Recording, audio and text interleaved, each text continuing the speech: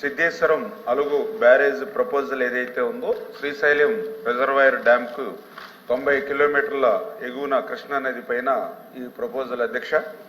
అయితే ఏదైతే ఈ ప్రపోజల్ ఈ రోజనే కాదు, ఆ రోజు 2011 సంవత్సరంలో కూడా ఈ ప్రపోజల్ తీసుకురాగా ఆ రోజునటువంటి ప్రభుత్వం 26/6/2013 సంవత్సరంలో ఆల్రెడీ 21320 ఒక మెమో కూడా ఆనాటి ప్రభుత్వం ఇచ్చింది అధ్యక్ష. ఆ మెమోలో చాలా క్లియర్ గా ఏదైతే కర్నూలు జిల్లా నందికొట్కూరు తాలూకాలో కృష్ణా నది మీద సిద్ధేశ్వరం అలుగు నిర్మాణం అవసరం లేదు, ఎందుకంటే ఈ రిజర్వాయర్ ఫోర్షోలో భాగంగా మరొక డ్యామ్ నిర్మాణం వల్ల అదనపు నీటిని నిల్వ చేయడం జరగదు. అందుచేత శ్రీశైలం రిజర్వాయర్ నీటి విలువ అంటే ఇప్పుడు శ్రీశైలం ఏదైతే ఉందో 215 టీఎంసీలు ఏదైతే కెపాసిటీ శ్రీశైలం ఉందో ఆ రిజర్వాయర్ లోనే మరొక రిజర్వాయర్ నిర్మాణం చేయడం ద్వారా ఒక 50 టీఎంసీలు అంటే ఈ 215 టీఎంసీల నీరే మరి 165 ప్లస్ 50 అంటే ఉన్న రిజర్వాయరే 2 రిజర్వాయర్లుగా అవుతుంది తప్ప ఎడిషనల్ గా వాటర్ ని నిల్వ చేసేటువంటి పరిస్థితి ఈ సిద్ధేశ్వరం ద్వారా రాదు అనేది ఒకటి. దీనివల్ల ఈ యొక్క ఏదైతే ఖర్చు నిరర్థకమైనటువంటి ఖర్చు అని చేత దీన్ని తిరస్కరించడం అయినదని చెప్పి గతంలోనే 2013లోనే మరి ఏదైతే గవర్నమెంట్ మెమో ఇవ్వడం జరిగింది అధ్యక్ష. తర్వాత ఇదే ప్రతిపాదన మళ్ళీ 2016, 2017లో వచ్చినప్పుడు కూడా మళ్ళీ ఈ ప్రతిపాదనని ఆ రోజునటువంటి ప్రభుత్వం కూడా పరిశీలించి ఈ కృష్ణా నది మీద ఉన్నటువంటి ఈ సిద్ధేశ్వర అలుగు నిర్మాణం ఏదైతే ఇప్పుడు ప్రపోజల్ వచ్చిందో ఈ శ్రీశైలం రిజర్వాయర్ అనగా శ్రీశైలం వెనక జలాల పరివాహక ప్రాంతంలోనే ఉండడం ఒకటి.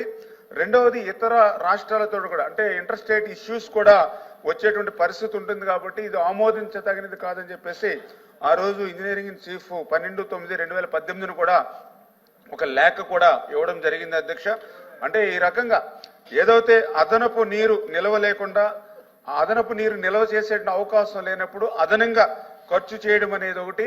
ఏదైతే ఇంటర్ స్టేట్ ఇష్యూస్ కూడా దీంతో రేజ్ అయ్యేటువంటి పరిస్థితి ఉండడం వల్ల ఈ ప్రతిపాదన ప్రస్తుతానికి ప్రభుత్వానికి లేదు అధ్యక్ష.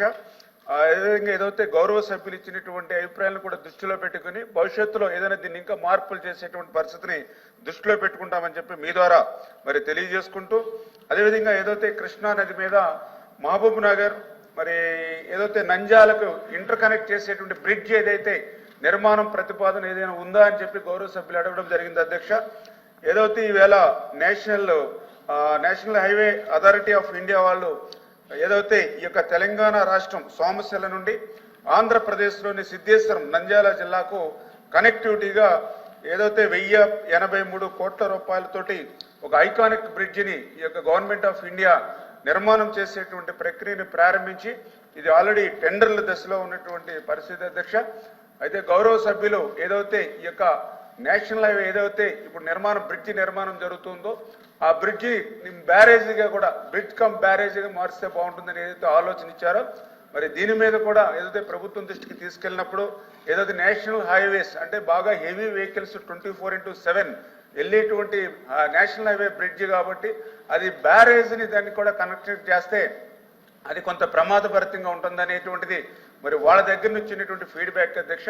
ఏదేమైనా గౌరవ సభ్యులు ఏదైతే చెప్పడం జరిగిందో దాన్ని కూడా నోట్ చేసుకుని ఫర్దర్గా దీన్ని ఇంకా ఏమైనా డెవలప్ చేయడానికి ఖచ్చితంగా ఆలోచన చేస్తాం అధ్యక్ష. ఎందుకంటే ఏదైతే రాయలసీమకి సాగునీరు అందించేటువంటి విషయంలో ఈ ఎన్డీఏ ప్రభుత్వం కృతనిశ్చయంతో ఉంది అధ్యక్ష.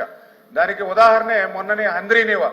ఎందుకంటే గత 5 సంవత్సరాల్లో ఒక ₹5 కూడా పెట్టినటువంటి స్థితిలో మొన్న గౌరవ ముఖ్యమంత్రి చంద్రబాబు నాయుడు గారు 2500 కోట్ల రూపాయలు హంద్రీనేవాకి 5 నెలల్లోనే కేటాయించి ఆ యొక్క రాయలసీమకు సాగునీరు త్రాగునీరు అందించేటువంటి విధానంలో ప్రాధాన్యత కల్పించాలనేటువంటి పరిస్థితి అధ్యక్ష.